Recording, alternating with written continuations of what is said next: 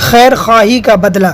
عن ابی ہریرہ رضی اللہ عنہ قال قال رسول اللہ صلی اللہ علیہ وسلم اللہ فی عون العبد ما کان العبد فی عون اخیہ۔ حضرت ابو ہریرہ رضی اللہ تعالی عنہ سے روایت ہے کہ اللہ کے رسول صلی اللہ علیہ وسلم نے فرمایا، اللہ تعالیٰ اپنے بندہ کی مدد کرتا رہتا ہے جب تک بندہ اپنے بھائی کی مدد کرتا ہے۔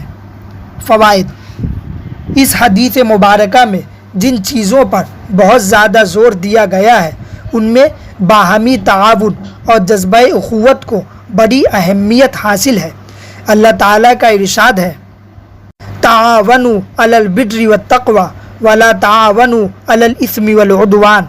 نیکی اور تقوی پر ایک دوسرے کی مدد کرو اور گناہ اور سرکشی میں ہاتھ روک لو۔ اس حدیث میں نبی اکرم صلی اللہ علیہ وسلم نے باہمی تعاون کی فوری اور لازوال فائدے کا ذکر فرمایا ہے کہ جب تک بندہ اپنے بھائی کا تعاون کرتا رہتا ہے اللہ تبارک و تعالیٰ اس کی مدد فرماتا رہتا ہے۔ پھر صحیح اسلامی معاشرے کی تشکیل کے لیے بھی آپس کے تعاون اور اشتراک عمل کی بڑی ضرورت اور اہمیت ہے، اس لیے بھی اس کی بڑی تاکید اور فضائل وارد ہوئے ہیں۔ مسلم شریف کی ایک حدیث قدسی میں آتا ہے کہ اللہ تعالیٰ قیامت کے دن بندے کو مخاطب کر کے فرمائیں گے، اے ابن آدم، میں بیمار ہوا، تو نے میری عیادت نہیں کی۔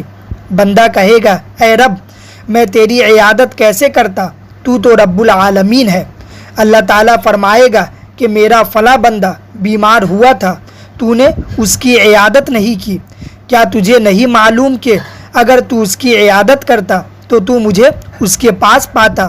پھر اللہ تعالیٰ فرمائیں گے، اے ابن آدم، میں نے تجھ سے کھانا مانگا، تو نے مجھے کھانا نہیں کھلایا۔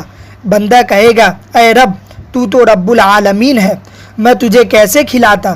تو اللہ تعالیٰ فرمائیں گے، تجھے نہیں معلوم کہ میرے فلاں بندے نے تجھ سے کھانا مانگا تھا، تو نے کھانا نہیں کھلایا؟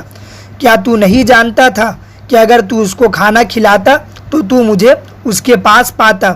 پھر اسی طرح اللہ تعالیٰ پانی پلانے کے بارے میں فرمائیں گے اور بندہ وہی کہے گا کہ آپ تو رب العالمین ہے، میں کیسے پلاتا؟ تو اللہ تبارک و تعالیٰ فرمائیں گے کہ اگر تو اس کو پانی پلاتا تو تو مجھے اس کے پاس پاتا۔ اس حدیث سے بھی یہ معلوم ہوتا ہے کہ ایک مسلمان دوسرے مسلمان کی جیسی مدد کرے گا اللہ تعالیٰ بھی اسی طرح اس کے ساتھ اپنی رحمت و نصرت کا معاملہ فرمائیں گے۔ اسی طرح ایک مسلمان کی کیا شان ہونی چاہیے۔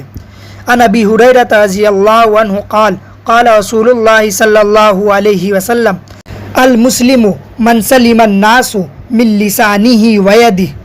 حضرت ابو ہریرہ رضی اللہ تعالی عنہ سے روایت ہے کہ اللہ کے رسول صلی اللہ علیہ وسلم نے فرمایا، صحیح مسلمان وہ ہے جس کی زبان اور ہاتھ سے لوگ محفوظ ہوں۔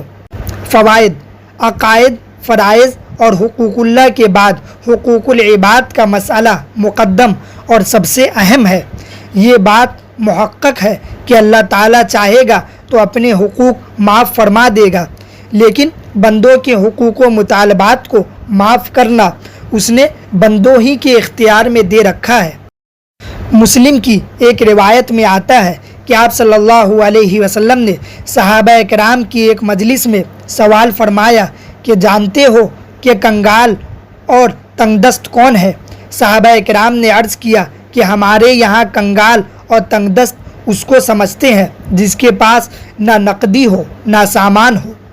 آپ صلی اللہ علیہ وسلم نے فرمایا، میری امت میں مفلس اور کنگال وہ ہے جو قیامت کے دن نماز، روزہ، زکوٰۃ سب لے کر آئے گا، لیکن کسی کا خون بہایا ہوگا، کسی کو گالی دی ہوگی، کسی پر تہمت لگائی ہوگی، کسی کا مال کھایا ہوگا، کسی کو مارا ہوگا، تو قیامت کے دن میں اس کی نیکیاں ان لوگوں کو دے دی جائے گی، اور جب نیکیاں بھی ختم ہو جائیں گی اور مطالبے باقی ہوں گے تو ان کے گناہ اس پر لاد دیے جائیں گے، پھر وہ جہنم میں پھینک دیا جائے گا۔ بڑے ڈرنے کا مقام ہے باہمی معاملات اور حقوق میں ہم سے بہت کوتاہیاں ہوتی ہیں اور وہ اکثر ہمارے ذمے باقی رہ جاتا ہے۔ اس زمانے میں بڑے عبادت گزاروں اور نوافل کا اہتمام کرنے والوں کو بھی اس میں تساہل برتتے دیکھا گیا ہے۔ خاص طور پر زبان کی حفاظت کا مسئلہ بہت ہی اہم ہے۔ اس کو سنبھالنا بڑا مشکل کام ہے۔ اس سے کسی کو تکلیف نہ پہنچے، کسی بندے خدا کا دل نہ دکھے، بڑے دل گردے کا کام ہے۔ بعض مرتبہ زبان کا وار تلوار کے وار سے کہیں زیادہ ہوتا ہے، اس لیے ہم پر لازم ہے کہ اپنے قول و عمل سے ہم کسی کو اذیت نہ دیں، بلکہ ہر انسان کے لیے خیر کا جذبہ رکھتے ہوئے ہم عمل کریں تاکہ ہمارے ایمان کی تکمیل ہو سکے، ہم آخرت کے عذاب سے محفوظ رہیں اور میدان حشر میں ہمارا حال اس مفلس کی طرح نہ ہو جس کا تذکرہ مذکورہ بالا حدیث میں ہوا ہے۔